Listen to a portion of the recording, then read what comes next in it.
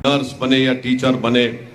इसलिए बीजेपी हमारी तमाम तरक्की की राहों पर उनको ख़त्म करना चाहती है। फिर ये भी बीजेपी का सदर ने कह दिया कि अगर बस चला तो हम पूरे पुराने शहर में बुलडोज़र से घरों को गिरा देंगे। ये इनके नापाक अज़ाइम है। कांग्रेस पार्टी है, कांग्रेस पार्टी का मौजूदा सदर अपनी सियासी ज़िंदगी, अवामी ज़िंदगी का आगाज़ आरएसएस से किया, बरसों आरएसएस में गुजार दिए, उसके बाद बीजेपी में गया, बीजेपी के बाद आरएसएस ने कहा कि तेलुगु देशम में जाओ, तेलुगु देशम को छोड़कर अब कांग्रेस में आया है। तो हकीकी तौर पर अगर तेलंगाना की कांग्रेस की पार्टी पर किसी का रिमोट कंट्रोल चलता है तो मोहन भगवत का चलता है। इसीलिए आप देखते हैं कि कांग्रेस के जिम्मेदारान चरागपा हो जाते हैं। बड़ी तकलीफ होती है जब मैं इस सच्चाई को बयान करता हूं। मजलिस पर इल्ज़ाम पे इल्ज़ाम लगा दिया जाता है। कहा जाता है कि मजलिस इलेक्शन लड़ने के लिए डील करती है, कभी उनसे पैसे लेती है, मगर कांग्रेस ये बात बताने से कासिर है कि तुमने तेलंगाना भी दिया और उसके बाद केसीआर चंद्रशेखर राव एक बड़ा एहतजाज शुरू हुआ, उसके बाद भी तुम तेलंगाना के दो इलेक्शन हार गए। तुम्हारा राहुल अपने आबो अजदाद की सीट अमेठी हार गया जहां पर मजलिस का कोई उम्मीदवार नहीं था।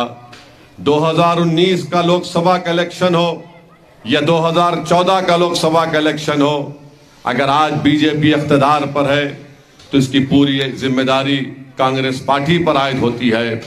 मेरे अजीज दोस्तों और बुजुर्गों, मुझे आपसे सिर्फ यही गुजारिश करना है कि मजलिस आपकी मताए अजीज है। बरसों 65 साल की मेहनत के बाद आज मजलिस को अल्लाह ने एक बेहतरीन सियासी मुकाम अता किया है। इसमें आप तमाम की मेहनतें रही हैं, आपके और हमारे बुजुर्गों की कुर्बानियां रही हैं।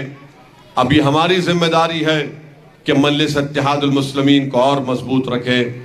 और हमारे मुल्क की जमहूरियत की तल्ख हकीकत यह है कि जब तक आपके पास ताकत नहीं होगी, ताकत से मुराद दौलत नहीं, ताकत से मुराद किसी को पीटना नहीं, जमहूरियत में ताकत का मतलब ये होता है कि आपके पास अपने वोटों से अपने नुमाइंदे कामयाब जब तक नहीं होंगे, कोई आपके मसाइल को हल नहीं कराएगा। 7 अरकान असम्बली तेलंगाना में थे तो मजलिस की नुमाइंदगी पर अल्हम्दुलिल्लाह वो 7 दोबारा कामयाब होंगे और साथ ही साथ स्वामी यादव भी कामयाब होगा, एमएलए बनेगा और शेखपेट से इंशाअल्लाह राशिद फराज भी कामयाब होगा। 7 एमएलएज ने मजलिस ने नुमाइंदगी की। 201 आज तेलंगाना में रेसिडेंशियल स्कूल चल रहे हैं। 1,30,000 मुस्लिम अक़लियत की हमारी बेटियां और बेटे अलहदा हॉस्टल और स्कूल में पढ़ रही हैं। 200 कॉलेज अब जूनियर कॉलेज में तब्दील हो गए और इंशाअल्लाह मुस्तकबिल में डिग्री कॉलेज में तब्दील होंगे। हर साल मजलिस की कोशिशों से हुकूमत ने 630 करोड़ रुपये सिर्फ अक़लियतों के तालीम पर खर्चा किया। कोई मुल्क की रियासत इस तरह की मिसाल नहीं दे सकती कि 9.5 साल में 11,000 करोड़ रुपये वजारत अक़लियती बहबूद पर खर्चा किए गए। अगर इसमें रैयतू बीमा या और तमाम चीजें उसमें मिला शामिल कर ली जाएंगी तो सालाना 5,000 करोड़ रुपये मजलिस की नुमाइंदगी पर तेलंगाना में अक़लियतों पर खर्च हुए। तो मेरी आपसे गुजारिश है कि 30 नवंबर के दिन आप अपने एक वोट का सही इस्तेमाल करिए। और मैं याद दिलाना चाहता हूं अली नगर की आवाम को कि अक्टूबर या नवंबर 2020 में बारिश हुई थी, यहां पर यह पूरा इलाका पानी में डूबा हुआ था। मजलिस के अरकान आए, आपके सामने राहत का काम किए, बचाए लोगों को। रहमत बेग खुद मुझे अच्छी तरह याद है कि यहां पर आए थे।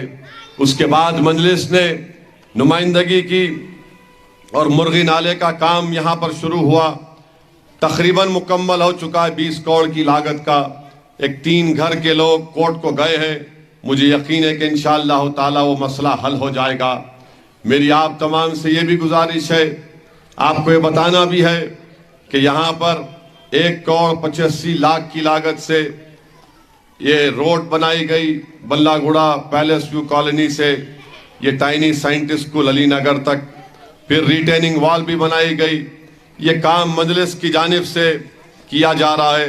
मेरे पास करीब 2 करोड़ 95 लाख की कामों की फहरिस्त है, जिसमें सीसी रोड है, उसमें चेन लिंक मैश है, फिर सीवरेज लाइन है, मस्जिद सईद और सादात सुभान कॉलोनी फेज 2 में। ऐसे पूरे काम मजलिस ने ये मुकम्मल करवा दिए। रोड डलाया पपोचम्मा मंदिर से कृष्णा रेड्डी नगर तक, ये काम मजलिस की नुमाइंदगी पर हुए हैं। अगर आप अपने वोट का सही इस्तेमाल करेंगे तो यकीनन राजेंद्र नगर से स्वामी यादव एमएलए बनेगा।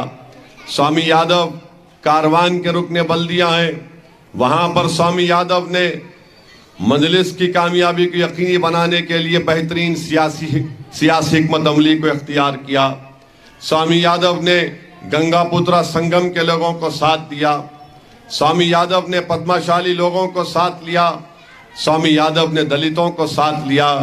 स्वामी यादव ने हमारे रजका समाज, धोबी समाज जिसको कहते हैं, उनको साथ लेकर कामयाबी जब हासिल हुई तो बीजेपी परेशान थी कि ये कैसे हो गया। उसी नहज पर अल्हम्दुलिल्लाह आज राजेंद्र नगर में भी वो काम हो रहा है। और आपको जानकर खुशी होगी कि आज मजलिस के हक में मुझे यकीन है कि वोट पड़ चुका है। आप बोलेंगे 30 को पोलिंग है, आज कैसे पड़ा है? तो 80 साल की उम्र के जो ज़ईफ लोग हैं, उनका एक फॉर्म 13D आता, ये मजलिस के मुखालिफिन को कुछ नहीं मालूम, हम ले जाकर दिए।